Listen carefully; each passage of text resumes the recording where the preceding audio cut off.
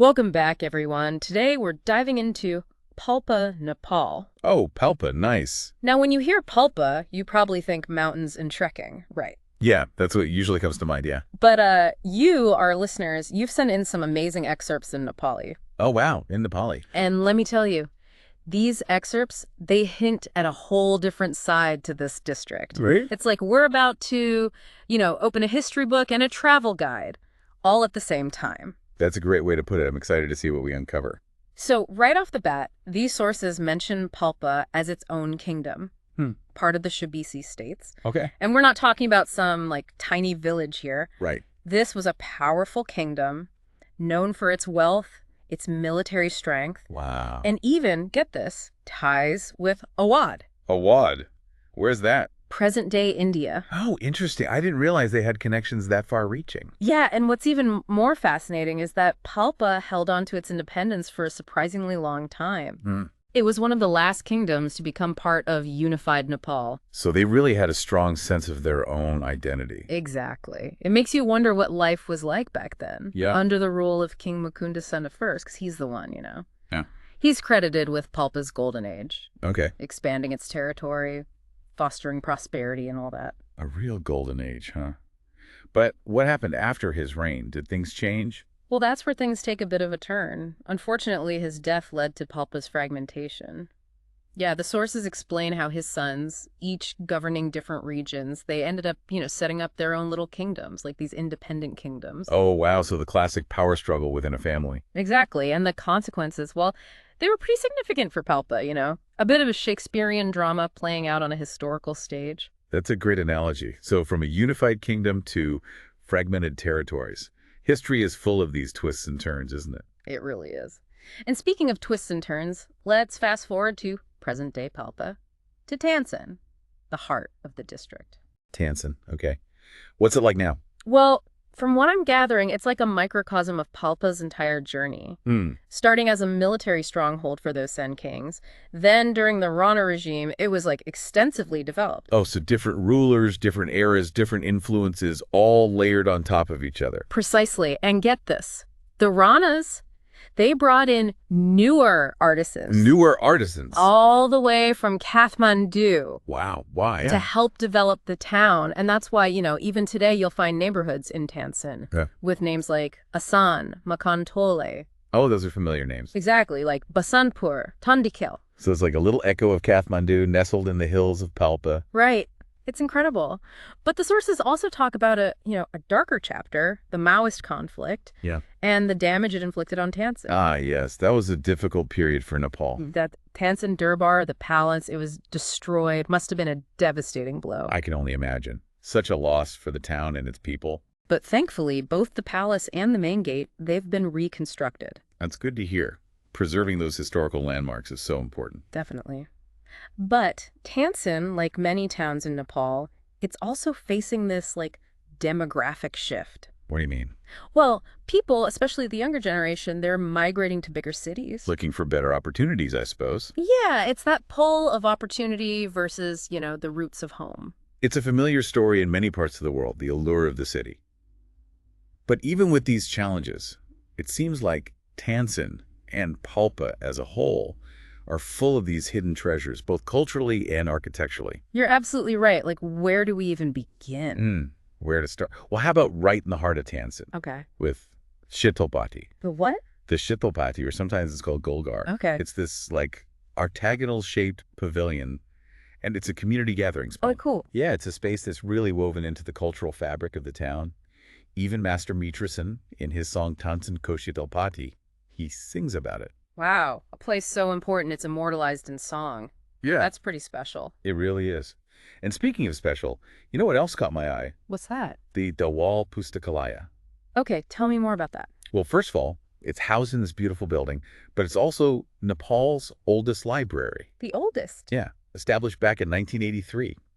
And Lakshmi Prasad Devkota. Wait, the Lakshmi Prasad Devkota? The one and only. Wow. He described it as a temple of knowledge. High praise from a literary giant. It really speaks to the value placed on learning and education. Absolutely. It's like a direct link to Nepal's intellectual heritage. I love that. A temple of knowledge. Okay, what else do we have? Okay, how about this? The Papali Karua.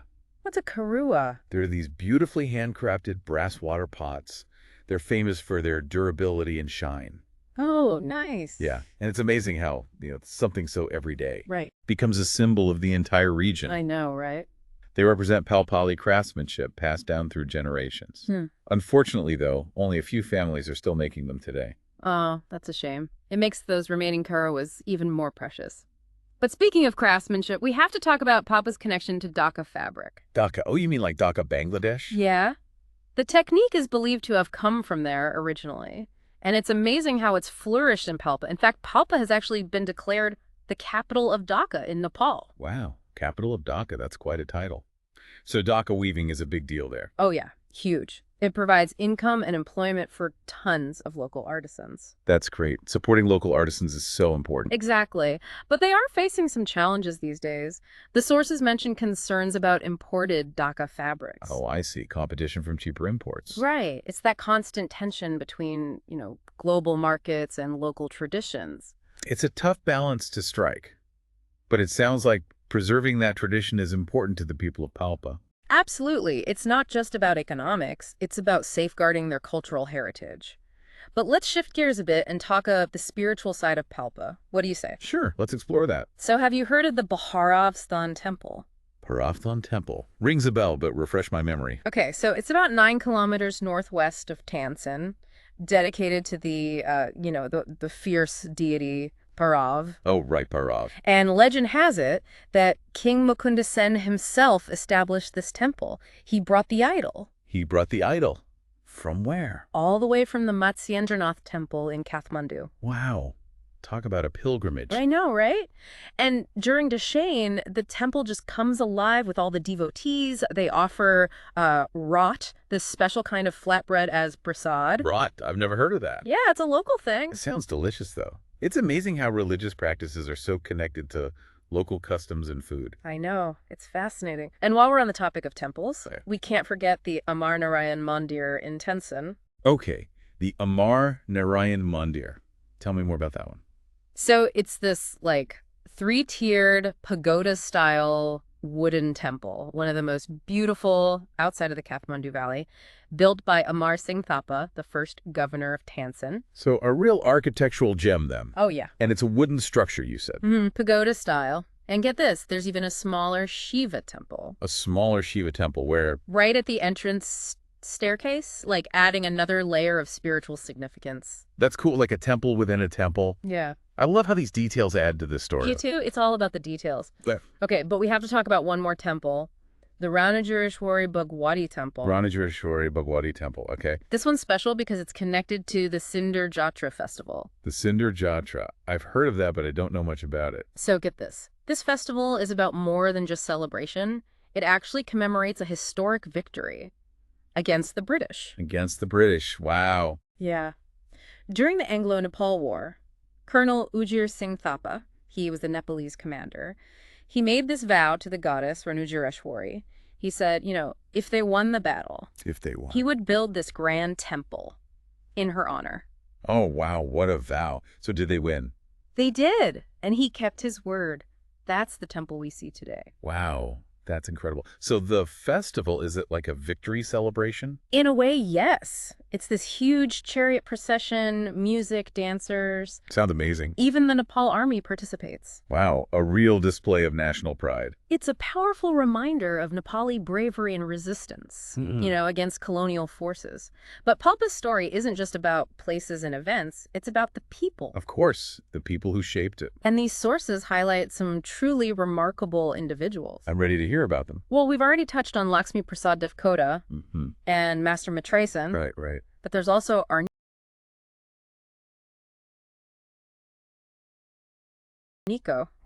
Who's that? He was this incredible artist Okay. who traveled all the way to China in the 13th century. To China.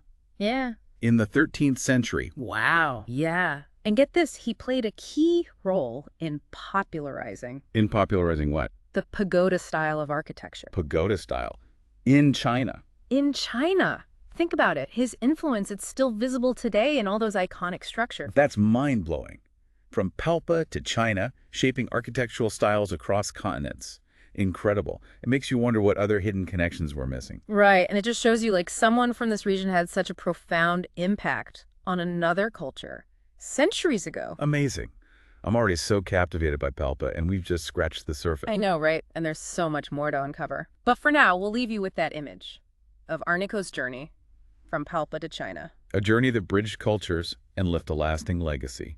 I can't wait to see what other stories Palpa has in store for us. Stay tuned. We'll be back with more. So we left off talking about Mr. Shanker Man Singh and, like, his insights on Palpa. Yeah, he seems like quite the observer, especially of tansen, right? Exactly. He's seen its transformations over the years. And you know what struck me? His observation about tansen's economic shift.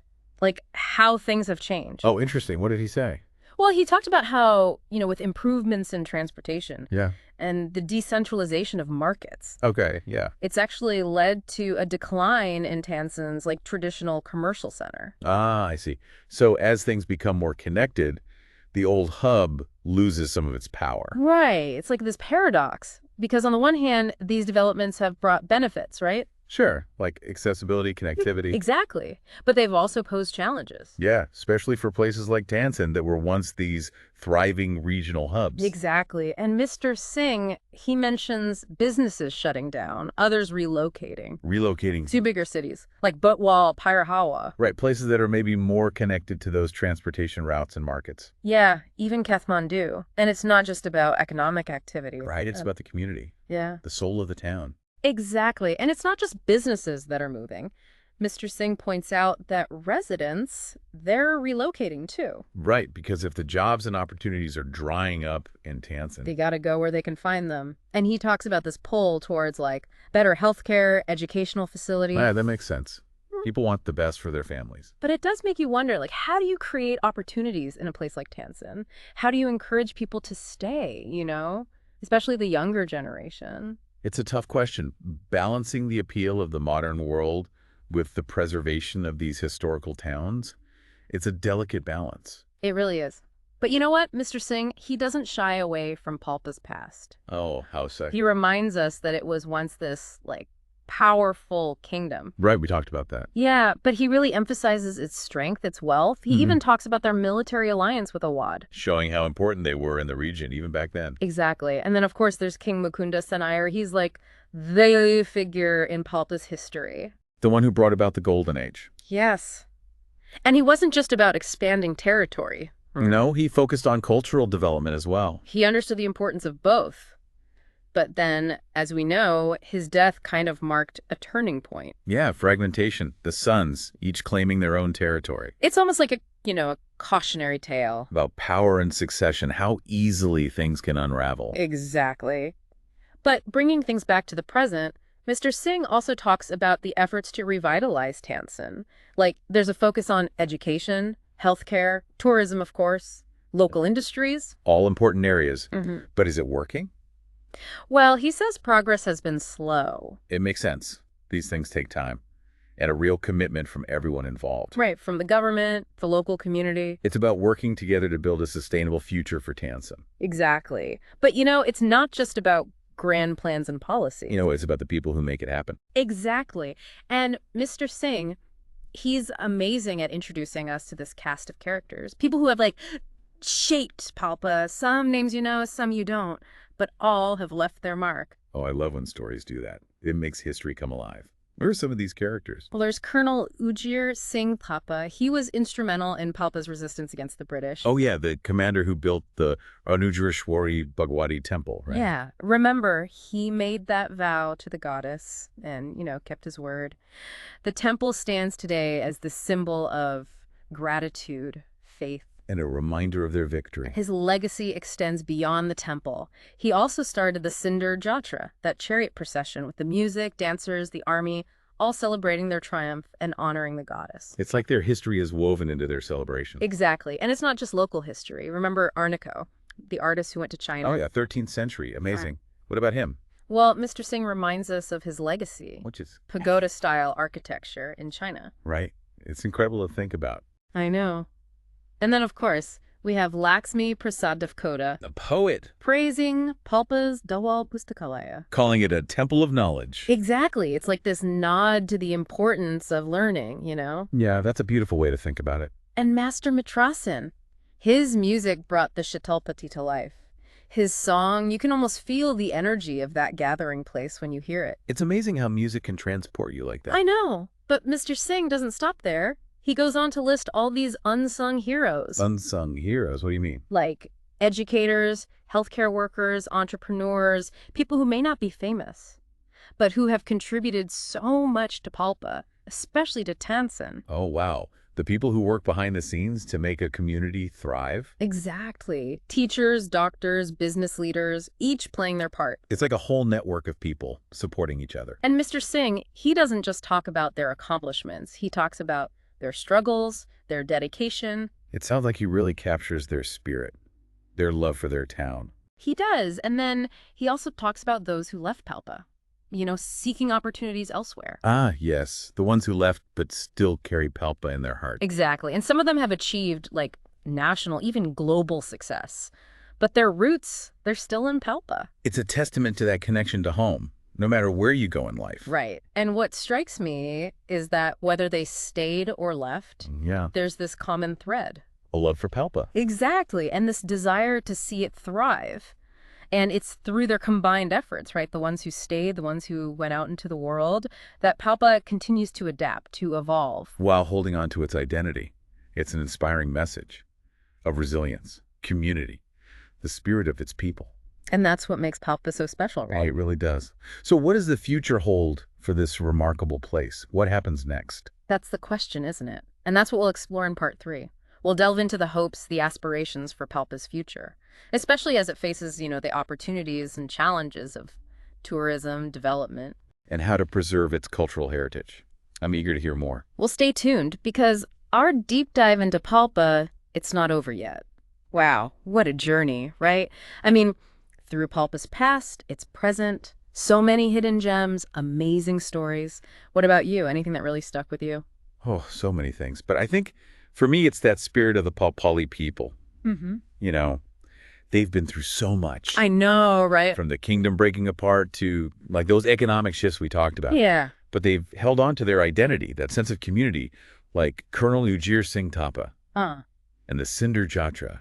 It's a powerful example, I think. Oh, absolutely. To make a vow like that in the middle of a war, to build a temple if you win, that's incredible. I know, right? And it's still celebrated centuries later. Exactly. The Cinder Jatra. It shows how these stories just keep inspiring people. And it reminds us that history, it's not just about dates and names. No, it's about the heart of a people. It's about the values, the beliefs that shape a community. And speaking of inspiration, Arniko, the artist, traveling all the way to China, it really shows how Palpa's influence reached beyond its own borders. I know.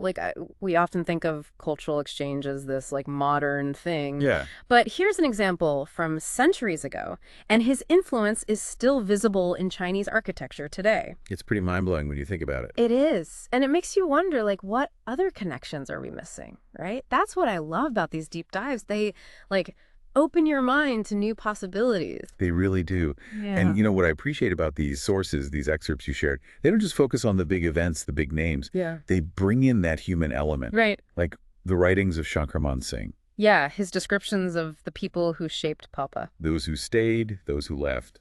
It makes you realize that history, well, it's made by people. Making choices, facing challenges, leaving their mark, big or small. Exactly. Yeah. And as we think about the future of Palpa, it's going to be shaped by its people, right? Their resilience, their spirit. Absolutely. And the Lumbini cable car, that's going to be a game changer, right? Easier access, more tourism. But like we said before, sustainable development is key. Yeah. Balancing that growth, protecting the environment, and preserving Palpa's heritage, it's a challenge. It is. But the Palpali people, they've overcome challenges before. This deep dive, it's given us this glimpse into a region that is just so, so vibrant, full of potential. And it's a reminder, I think, that every place has a story. Yeah. So what about your backyard? Whose voices are waiting to be heard there? What hidden stories are buried in your community? This journey through Palpa, it reminds us that discovery, it starts with curiosity, with taking that first step. So go explore, ask questions, uncover those hidden gems. Thanks for joining us on this deep dive into Palpa. We hope you've enjoyed it. See you next time.